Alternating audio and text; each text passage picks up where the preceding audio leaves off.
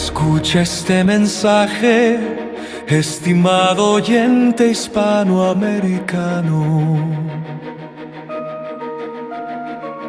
El Dios de toda gracia te llama a entrar a la gloria eterna. Por medio del Evangelio de Jesucristo, luego de perfeccionarte un poco, por medio del sufrimiento, a Él le damos hoy la gloria, la honra, la alabanza, y nos inclinaremos ante su autoridad, su poder y su imperio.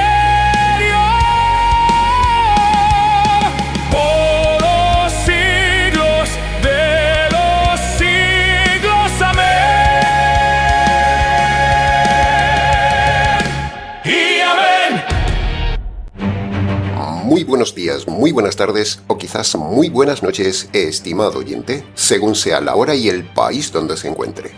Reciba nuestro característico saludo pastoral al inicio del programa de quien les habla, el pastor bautista Nikos Ricoy, emitiendo desde aquí en Valencia, España.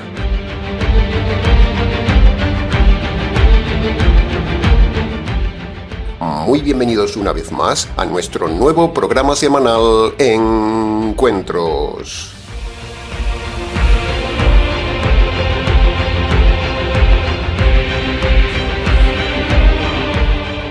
Con el tema musical del inicio del programa, hemos sintetizado en un minuto las tres ideas principales del programa de hoy: el llamado de Dios, el Evangelio de Dios y el sufrimiento enviado por Dios, todo en una alabanza a Dios con un tema triunfal y épico que hemos diseñado en el Ministerio Tinajas para usted. El Evangelio nos salva y el sufrimiento nos prepara. El Evangelio nos salva y el sufrimiento nos prepara. Esta es la armonía teológica más asombrosa que vemos en la carta de Pedro. Esos son los dos aspectos del mensaje de hoy, llegando así casi al final de esta experiencia fascinante del estudio completo de la primera carta de Pedro. Todo un desafío de varios meses donde el equipo de trabajo del Ministerio Tinajas se ha involucrado con todo el corazón y preparación para ayudarle a usted a conocer la verdad y a conocer las doctrinas de la falsedad. Poco a poco, desde los inicios fundacionales del canal y cada vez más, el Ministerio Tinajas va afianzando su peso como un referente doctrinal y teológico en la red. Un honor servirle a usted, estimado oyente, sinceramente, un honor. Y también un privilegio servir al Señor del Reino, administrando fielmente como nadie la palabra de Dios. Bien, en el día de hoy analizaremos entonces los versículos 10 y 11 y, como siempre, lo haremos de forma expositiva para su mejor comprensión. Bien, entremos entonces ya en el análisis, comentario y enseñanzas del versículo 10, que, de forma parafraseada, dice así: El Dios de toda gracia, que nos llamó a entrar en su gloria eterna, nos hará sufrir un poco de tiempo, y con ese sufrimiento Él mismo nos afirmará, nos perfeccionará, nos fortalecerá y luego nos establecerá en su reino. ¡Qué pasaje, estimado oyente! ¡Qué pasaje! Un pasaje intenso que tendremos el gusto de explicárselo para usted, para que lo entienda, lo viva y lo disfrute con nosotros. Punto número 1. El versículo habla de toda gracia, así que, como parte del estudio expositivo, debemos ver entonces, ante todo, la definición de la palabra gracia. Teológicamente hablando, gracia significa recibir de parte de Dios algo que no se merece. Y cuando la frase dice toda gracia, implica que el hombre ha recibido muchas cosas de parte de Dios que no merece.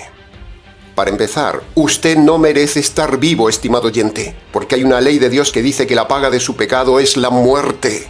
¿Cuántas veces ha pecado usted desde su juventud hasta ahora? ¿Cuántas? usted y yo tendríamos que estar muertos y en la cárcel eterna. Así que prolongarnos la vida es una maravillosa gracia de Dios. Luego está también la gracia de la paciencia de Dios. Una paciencia inmerecida que Dios nos aplica sobre la ley de la muerte. La paciencia de Dios detiene sobre usted la ley de la muerte. ¿Por qué Dios tendría que soportar la maldad humana? Si Dios expulsó al diablo del cielo tan solo por un pecado y no le tuvo paciencia, si Dios por un solo pecado expulsó a Adán y Eva del paraíso y no les tuvo paciencia, ¿cuántos pecados ha cometido usted, estimado oyente? La respuesta es muchísimos. Entonces, ¿por qué Dios no lo expulsó del planeta Tierra si usted ha cometido más pecados que el diablo y Adán y Eva juntos? ¿Por qué? ¿Se lo había preguntado alguna vez? La respuesta es por la gracia de la paciencia que detiene la expulsión de usted de este planeta. Dios no lo ha expulsado de este planeta por paciencia. Otra gracia de Dios es la vida, y usted la usa solo para sí mismo, egoístamente, religiosamente, y aún encima usted es rebelde a Dios, peca contra Dios en su vida y hace lo que le da la gana. ¿Le parece justo? Recuerde que usted es un delincuente en busca y captura, pero Dios no le captura. Sin embargo, lo busca no para enviarlo a la cárcel por ahora, sino que lo busca, lo llama, como dice el pasaje, para salvarle. ¿No le parece, estimado delincuente, la paciencia de Dios en su vida como una gracia maravillosa? Otra gracia inmerecida es el tiempo. Dios le da tiempo y tiempo al hombre para que le busque y se convierta. El tiempo no es para usted ni es de usted. Es una gracia inmerecida de Dios. El tiempo no es para viajar, no es para disfrutar de la vida, no es para perderlo. El tiempo se lo da Dios como una gracia de Dios a todo hombre para que usted le busque y se convierta. Y si se ha convertido, Dios le da el tiempo para que usted difunda el Evangelio, no para que sea un vago o viva perdiendo el tiempo en televisión, fútbol, internet o para sí mismo. Si vive solo para sí mismo, no se ha convertido. Si pierde el tiempo, no se ha convertido. Sigue en lo mismo. El tiempo es para Dios, estimado oyente. Ya habrá tiempo en la eternidad para la felicidad. Aquí estamos para trabajar para Dios. La salud es otra gracia de Dios. Y usted la estropea fumando, haciendo gimnasia cultural, drogándose, tatuándose, engordándose o viviendo la vida loca. Usted dará cuentas a Dios, el dador de la salud, por estropear su salud. Y si Dios no le dio salud, le hizo inválido o minusválido, hay esperanza para usted de un cuerpo perfecto en la eternidad por medio del Evangelio. Otra gracia de Dios son los talentos que usted tiene para poder trabajar. Por cierto, de su trabajo, estimado oyente, ¿cuánto le da a Dios y a quién se lo da? Otra gracia de Dios a usted es este canal. Sí, ha oído bien, este canal. Este canal es un regalo de Dios para usted para cambiar su destino eterno. No hay canal como este en todo Internet, estimado oyente. No hay ministerio en todo Internet que hable tanto del Evangelio, tanto del noviazgo, matrimonio y divorcio, ni tanto de la salvación como en este ministerio. No hay ministerio en toda la red como el ministerio Tinajas. Vanidad, no objetividad. Usted no merece este canal, estimado oyente. Este canal es una gracia inmerecida de Dios al mundo hispanoamericano. Usted merece los canales de los lobos, porque usted es un inconverso. Sin embargo, Dios le presenta este canal gratuitamente, cómodamente, providencialmente, intensamente, repetidamente y semanalmente este canal para que usted no sufra eternamente. Bendita gracia de Dios, bendito sea este canal. En definitiva, la lista de gracias de Dios es larga, pero con estos ejemplos dados es suficiente para explicar este pasaje y para que usted reflexione en este tema. Por eso este pasaje dice toda gracia. Y entre todas esas gracias, entre todas ellas, Dios le da la gracia del sufrimiento para despertarlo si es inconverso o para prepararlo y premiarlo si usted es convertido por medio del Evangelio.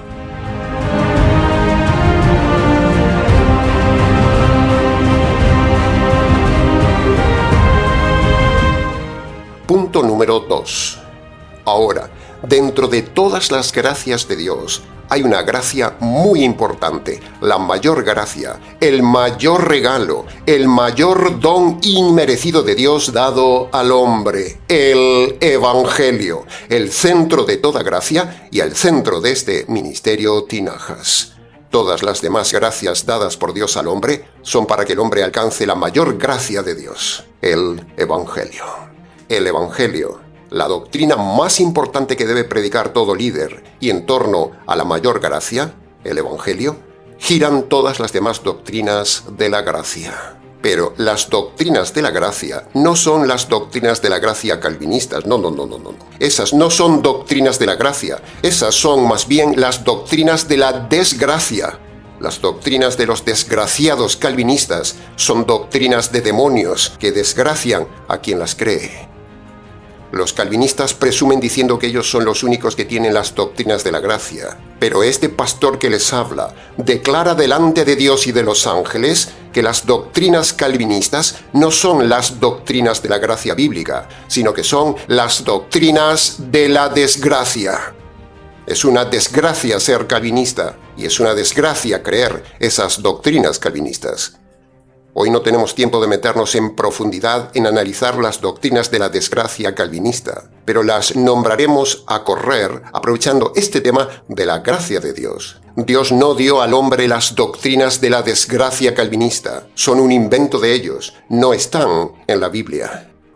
Veamos rápidamente entonces algunas de esas doctrinas de la desgracia.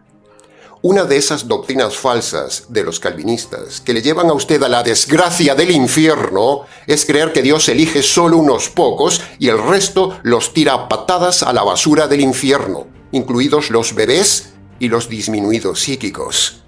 Si usted cree esa doctrina, ofende a Dios. Esa doctrina es una desgracia.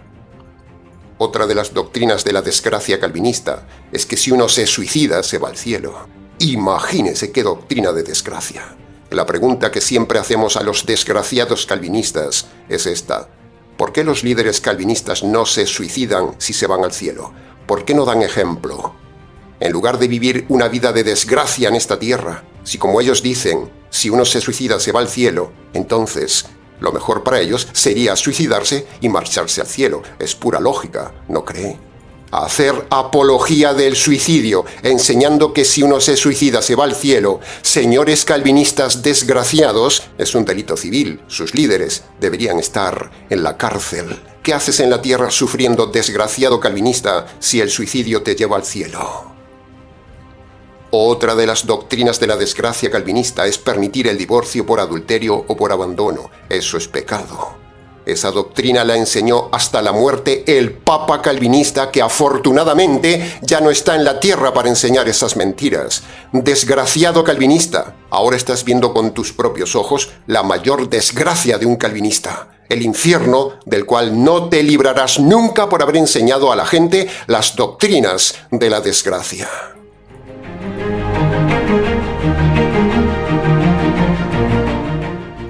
La primera doctrina del desgraciado tulipán calvinista dice que el hombre está totalmente depravado. Pero ya hemos enseñado en el canal que eso es falso bíblicamente. La Biblia no dice que el hombre es un orco. La Biblia y la realidad objetiva muestran que el hombre está parcialmente estropeado, no totalmente estropeado, porque el hombre aún hace cosas buenas. Los malos aún hacen cosas buenas. Por lo tanto, argumento derribado. La segunda doctrina de la desgracia calvinista dice que Dios elige incondicionalmente solo a los que Él quiere salvar. Pero eso también es falso, como dijimos antes. Lo demostró 1000 veces Jesús en sus discursos.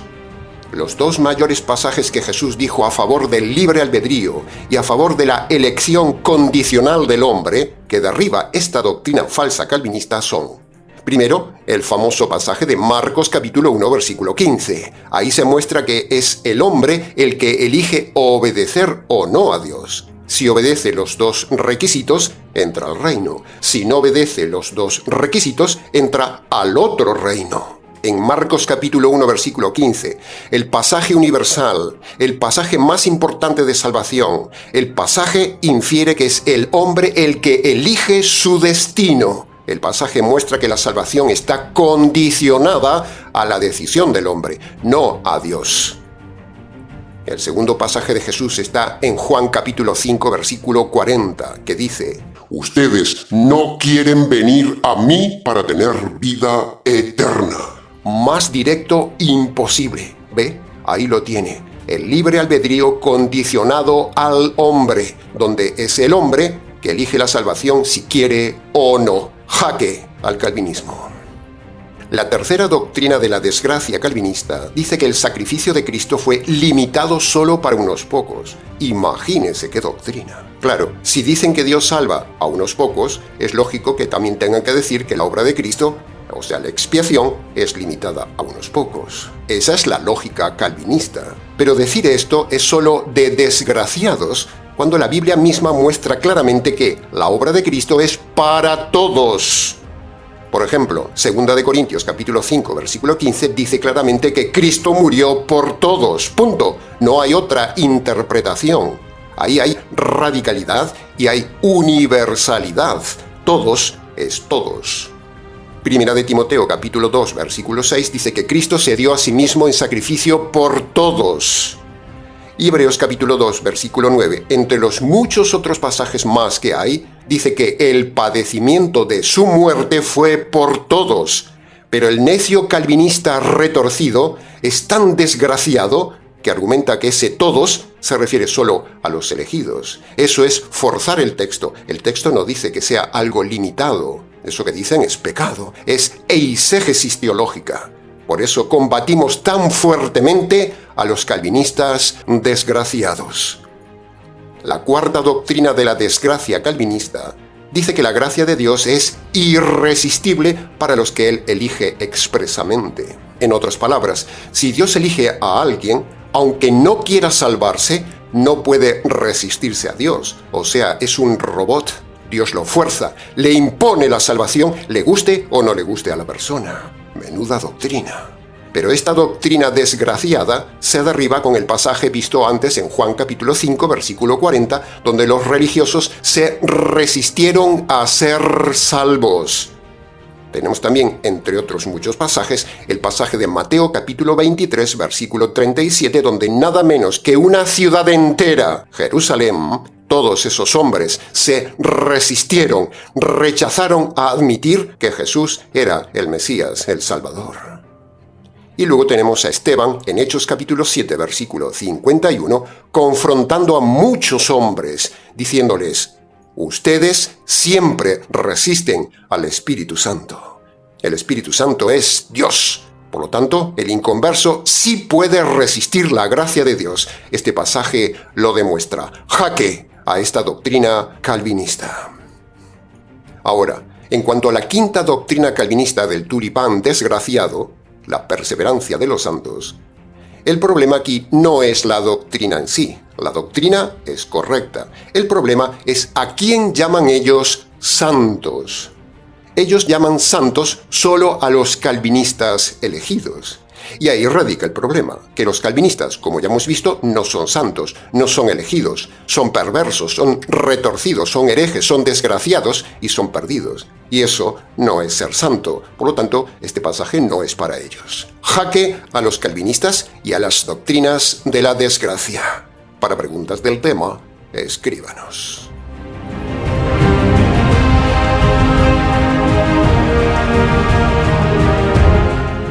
Punto número 3.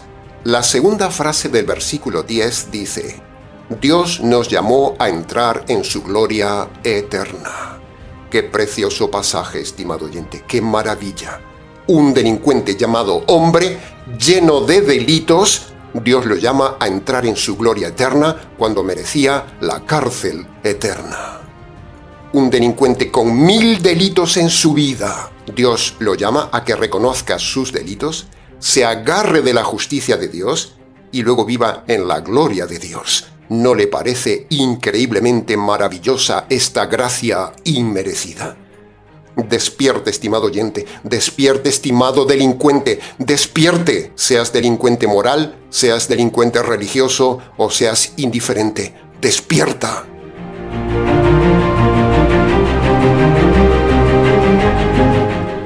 En cuanto a este punto del llamado, los calvinistas interpretan que ese nos llamó se refiere solo a llamar a un grupo selecto de personas, pero no es así. La Biblia dice que Dios llama de forma universal a todos, no a unos pocos. Si no, Dios sería un Dios injusto. Aquí Pedro no se refiere a determinadas personas llamadas por Dios, no, sino a personas que respondieron al llamado universal de Dios. ¿Puede ver la diferencia? Se lo repito.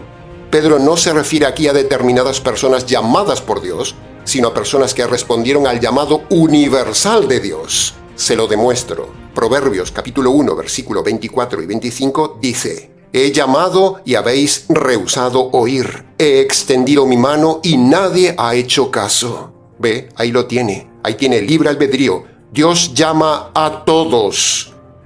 Isaías capítulo 65, versículo 12 dice: Llamé y no respondisteis. Hablé y no quisisteis oír, sino que hicisteis lo malo delante de mis ojos. Ve, ahí tiene el libre albedrío, el rechazo y el mal deliberado.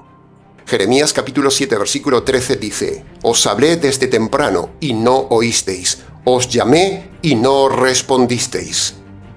Y en Zacarías capítulo 7, versículo 13 dice Dios: Así como yo los llamé y ellos no escucharon, asimismo cuando ellos clamen, yo tampoco los escucharé. Ve, ahí está el llamado universal de Dios y el libre albedrío de los hombres.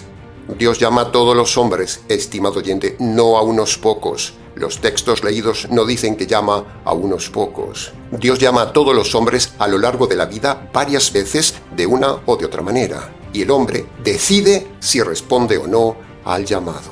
El día del juicio, usted verá esto cuando Dios le muestre en una pantalla todas las veces que Él se cruzó en su vida, sobre todo con el sufrimiento, para llamar su atención, y usted no respondió.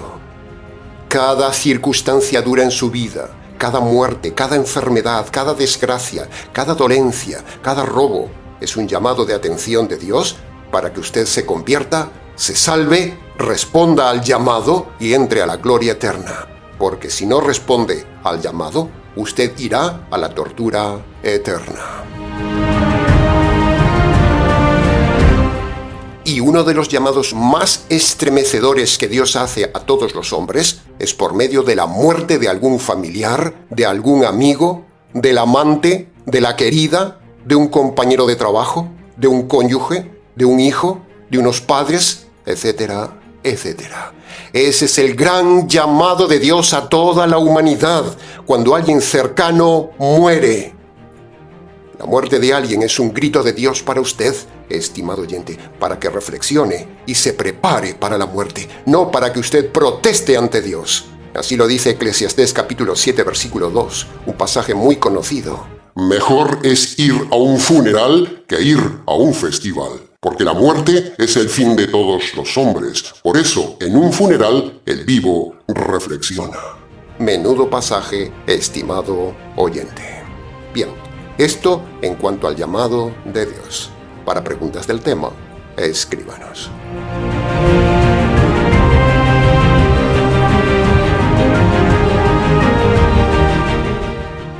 Punto número 4. El retorcido calvinista dice que Dios elige, que Dios predestina y que Dios llama solo a los que Él quiere.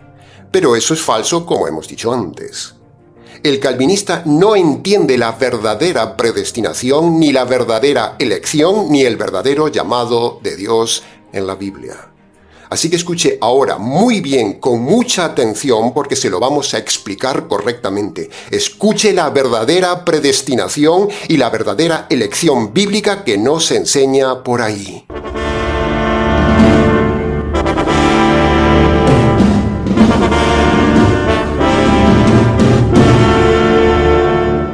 En pocas palabras, la predestinación, la elección o el llamado se refiere a que un día en el consejo eterno, antes de que todo sucediera, El Trino Dios, en esa reunión divina, deciden los tres elegir lo siguiente.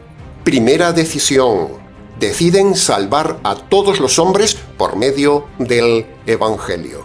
Y segundo, deciden en ese consejo eterno condenar sin Evangelio a los ángeles rebeldes. Esa es la doble decisión de Dios que Dios habla en el Nuevo Testamento. La elección no se refiere a elegir determinados hombres solamente. No. La elección se refiere a la decisión de Dios de salvar a todos los hombres y condenar a todos los ángeles malos. Esa es la elección de Dios. Lo mismo en versión predestinación. En el consejo eterno, o sea, en el antes de todo, Dios destina condenar a los ángeles y no hacer un evangelio para ellos, y a la vez Dios, en ese destina salvar a los hombres por medio del evangelio. Esta es la verdadera predestinación que enseña la Biblia, no la calvinista retorcida. La predestinación calvinista es selectiva, pero la predestinación bíblica es universal. Por eso cuando Dios lo llama, es porque usted forma parte de esa predestinación universal, donde Dios decidió llamar a todos los hombres a ser salvos, y el hombre que escucha y decide en su libre albedrío responder al llamado, ese se salva por medio del Evangelio. Para preguntas del tema, escríbanos.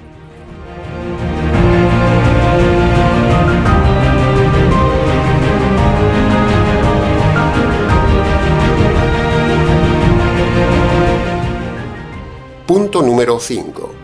Si se fija bien, Pedro habla con total seguridad de su salvación. O dicho en otras palabras, Pedro habla de su seguridad de entrar a la gloria eterna.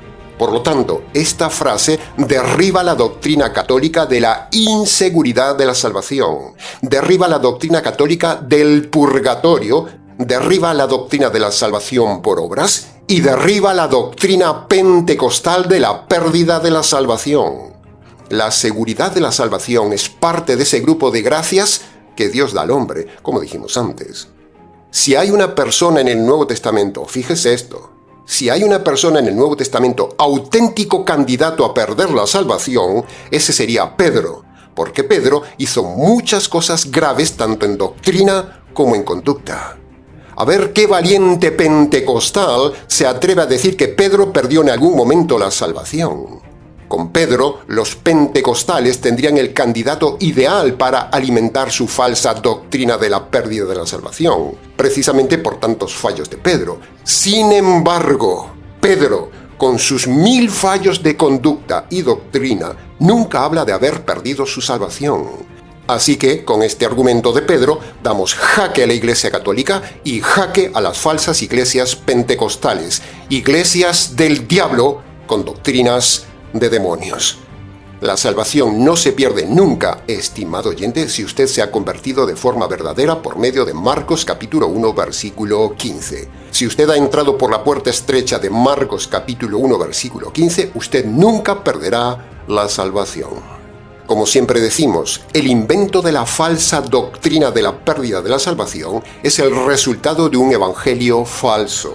Como ese evangelio que predican los pentecostales no funciona, no tiene poder, no cambia a la gente, entonces el lobo de turno se inventa la doctrina de perder la salvación, echándole así la culpa a la persona, cuando en realidad es él que ha enseñado un evangelio falso que no tiene poder. Por eso la gente vuelve al mundo, se va de la iglesia, sigue pecando y un largo etcétera. Así que, jaque a los pentecostales.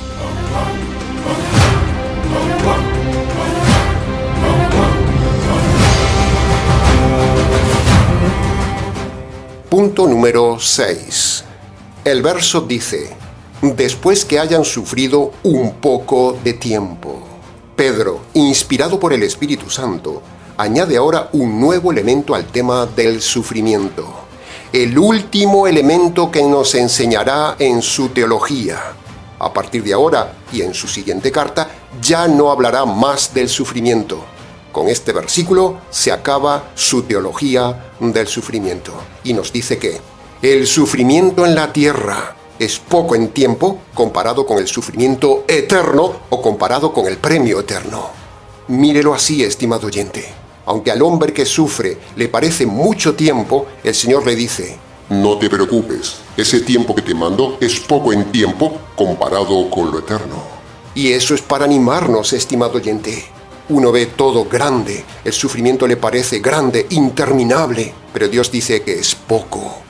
Y de ese poco tiempo y de ese sufrimiento, Dios le dará algo grande si usted se ha convertido por medio del Evangelio. Y el inconverso que sufre y no responde al llamado de Dios por medio del sufrimiento, ese poco sufrimiento en la tierra no es nada comparado con el sufrimiento eterno. Ese es el significado de esta pequeña frase: un poco de tiempo. Dios pone la medida de su sufrimiento, estimado oyente. Aunque a usted le parece que su aflicción no se acaba nunca, que es grande, en primer lugar, Pablo dice que el nivel de sufrimiento que usted recibe lo puede soportar, así que no se queje. Y Pedro dice aquí que es durante un poco de tiempo. Así que, estimado católico romano, estimado calvinista, estimado adventista, pentecostal, anglicano, mormón, rabino o cualquiera de las iglesias de la prosperidad, el sufrimiento de la tierra no te es nada comparado con el sufrimiento que te espera en la eternidad. Después que usted haya sufrido en la tierra un poco de tiempo, si no se ha convertido, usted sufrirá para siempre en dolor perpetuo. ¡Wow!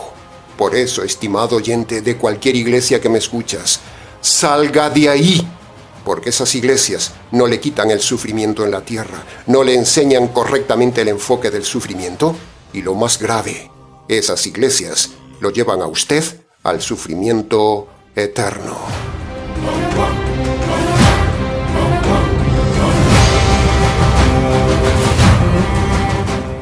Y para el convertido que sufre, esta frase, un poco de tiempo, es una frase maravillosa, una frase de esperanza, una frase de ánimo, de ilusión, de consuelo de parte de Dios para soportar la prueba. Dios le dice al salvo, Dios le dice al convertido, Dios le dice al que ha obedecido Marcos 1:15.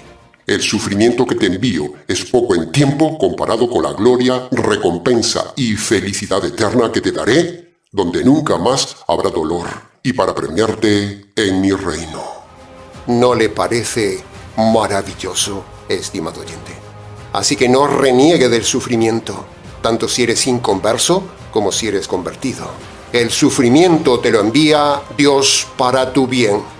No pida quitarse el sufrimiento, más bien recíbalo, acéptelo, reflexione sobre el dolor y dele gracias.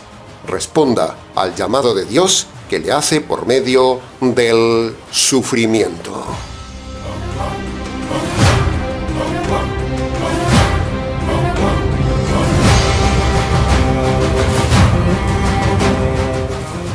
Y punto número 7 del versículo 10. Ahora, mire, ¿qué frase viene a continuación, estimado oyente de la prosperidad? Estimado oyente de los milagros y sanidades, estimado oyente de pare de sufrir. Mire lo que dice, estimado lobo pastor, pastora, sacerdote o rabino, que enseñas a la gente la mentira de reprender el sufrimiento, de orar a María, de orar a los santos, o de peregrinar por el sufrimiento, o de murmurar contra el sufrimiento. Mire lo que dice este pasaje. Dios mismo se encargará de usar el sufrimiento. ¿Ve? Ahí lo tiene. El estudio expositivo del pasaje nos dice que Dios manda el sufrimiento, Dios usa el sufrimiento y Dios mismo se encargará del sufrimiento para un fin. En este caso específico, Pedro le está hablando a los convertidos y les dice que el sufrimiento enviado por Dios es para 4 cosas. Primero, afirmar al convertido en la fe. Segundo, el sufrimiento es para perfeccionar el carácter del convertido. Tercero, es para fortalecerlo en su alma, para madurarlo. Y cuarto, una vez preparado aquí en la tierra, Dios lo establecerá en un puesto en su reino. ¡Wow! ¡Qué maravillosa escalera ordenada secuencialmente, de forma deliberada por Dios, en los acontecimientos del convertido! Por fin comprendo este versículo, estimado oyente, toda la vida sin entenderlo. por fin, por medio del método expositivo, comprendemos totalmente el sentido del sufrimiento y por fin puedo ver la falsa, engañosa y perversa doctrina del sufrimiento que enseñan los falsos líderes de hoy, añadiendo más sufrimiento al sufrimiento de la gente y enviándolos al sufrimiento eterno.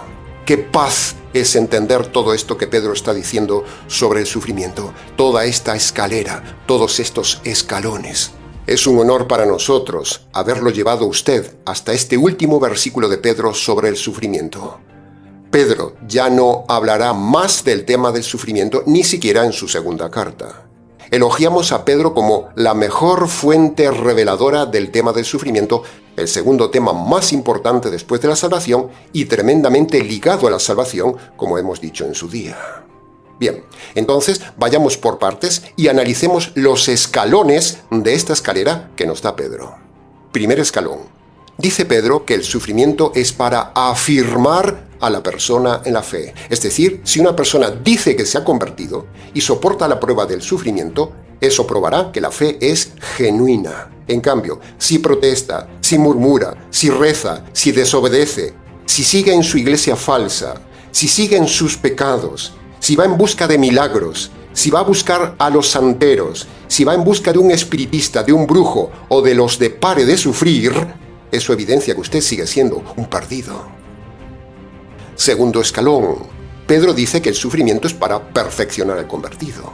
Eso se refiere al carácter. Cuando una persona se convierte, o cuando una persona dice que se convierte, el Señor viene y empieza a trabajar en su mal carácter, en su rebeldía al pastor, en su carácter fuerte, en su mal genio o en su carácter flojo, en su falta de educación, en su dureza, en ser déspota, en ser soberbio, en ser duro, siempre enojado o con malas actitudes. Todo eso lo trabaja el Señor con aquel que dice que se ha convertido. Si esa persona en verdad se ha convertido, la prueba, la aflicción, el dolor que le envía Dios, le hará rectificar al instante en el carácter. Pero si usted dice que se ha convertido y aún encima, con la prueba, sigue rebelde, se mantiene en su orgullo, en su soberbia, en su actitud, en su rebeldía, en no recibir el consejo pastoral, esa persona no se ha convertido nunca. La prueba le ha mostrado que su carácter es el mismo, por lo tanto, es una persona engañada y perdida.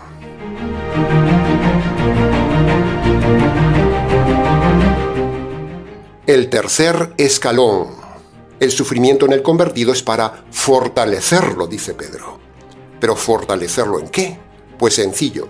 La dureza de la vida cristiana superada, las pruebas superadas, las aflicciones, los dolores, las enfermedades y todo eso superado lo hace más fuerte, más experiente, más preparado, le hace tener más autoridad, le hace tener más credibilidad. Y eso le da seguridad y fortaleza a usted mismo en su fe. Cuando usted pasa una situación difícil, cuando la enfrenta y la supera, ¿no experimenta usted como que ya es un grado mayor? Pasar una prueba le hace más fuerte para la siguiente prueba. La experiencia es un grado, dice el dicho popular.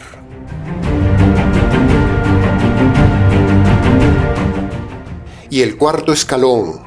Cuando Dios ve que usted ha pasado todos estos eslabones, cuando Dios considera que usted ya está preparado en esta academia del sufrimiento, entonces viene el gozo. Dios le toma, se lo lleva y le asigna un puesto y premio en su reino. P más P, puesto y premio. Y entonces usted allá en el reino alabará porque habrá comprendido que la tierra fue su academia de preparación para el reino eterno. Un poco de tiempo para todo el tiempo, la eternidad. Pero no tiene que llegar allí para comprender esto, estimado oyente. Pedro le informa y le anima ya desde aquí el verdadero sentido del sufrimiento y los escalones. ¿No le parece maravilloso entender esta escalera de Pedro, estimado oyente?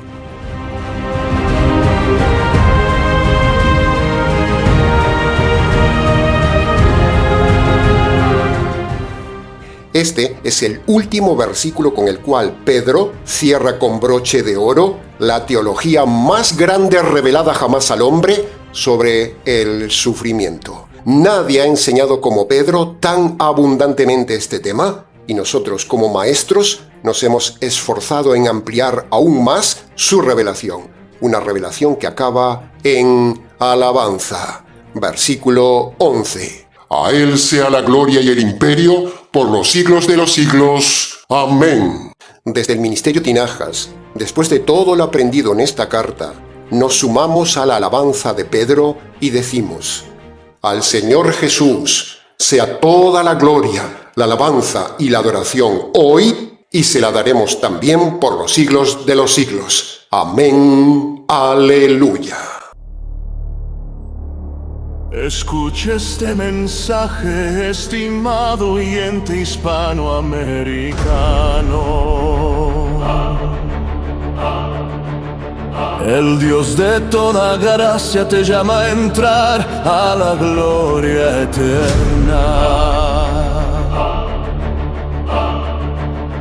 Por medio del Evangelio de Jesucristo, luego de perfeccionarte un poco, por medio del sufrimiento.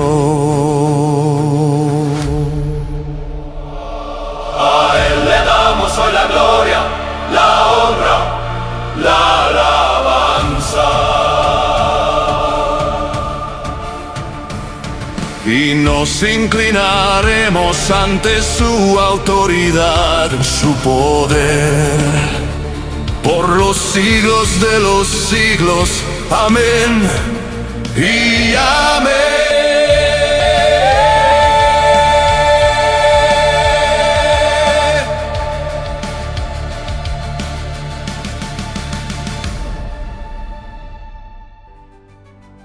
Ahora, habiendo llegado ya al final del programa, no podemos cerrarlo sin redirigir el tema de hoy al punto clave de siempre: el perdón de los pecados y la salvación de su alma. Así que, para que usted sea perdonado y librado de las garras de las iglesias falsas que hoy hemos nombrado, para que usted tenga la seguridad de la salvación, para que su sufrimiento tenga sentido y premio en la eternidad, cosa que ahora no tiene, para que usted sea perdonado por haber murmurado ante Dios por el sufrimiento, para que usted sea perdonado por estar en una iglesia equivocada dando allí su vida, para que usted pueda entrar en la gloria eterna, para que usted sea perdonado de todos estos pecados y más que usted ha cometido en su vida desde su juventud hasta ahora. Para todo esto, usted debe obedecer los dos requisitos que manda el Señor Jesús en Marcos capítulo 1, versículo 15, como siempre ponemos en pantalla.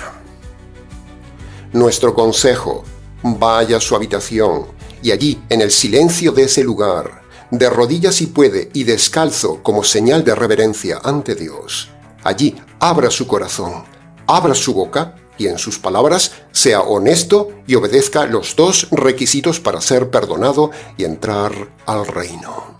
El primer requisito que pone el Señor Jesús es el arrepentimiento. El arrepentimiento es la actitud y decisión de humillarse ante Dios, reconocer de forma concreta sus pecados ante Él y la decisión de abandonarlos. Esto es el verdadero arrepentimiento bíblico. El segundo requisito que pone el Señor Jesús es que usted debe reconocer que merece la justicia divina por sus pecados.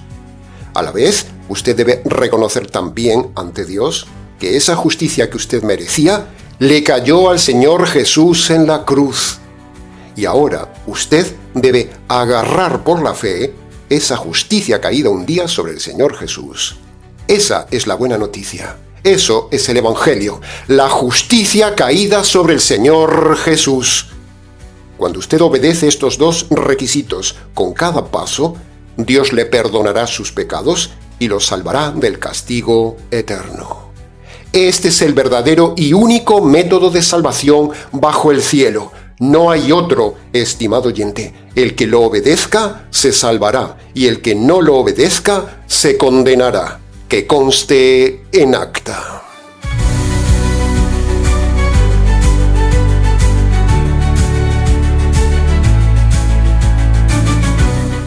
Bien, Una vez más se nos ha ido el tiempo del programa, estimado oyente. Mucho más se pudo haber dicho del tema, pero como siempre decimos, creemos que, con lo dicho, ha sido suficiente para su enseñanza y su reflexión.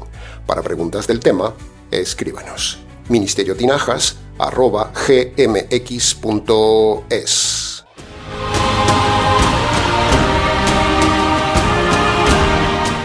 Nada más por hoy, estimado oyente. Como siempre, les ha compartido este programa quien les habla, el pastor y expositor bíblico Nikos Ricoy, emitiendo desde la ciudad de Valencia, España. Será entonces con el gusto de siempre, hasta el próximo mensaje, aquí en nuestro habitual programa semanal Encuentros.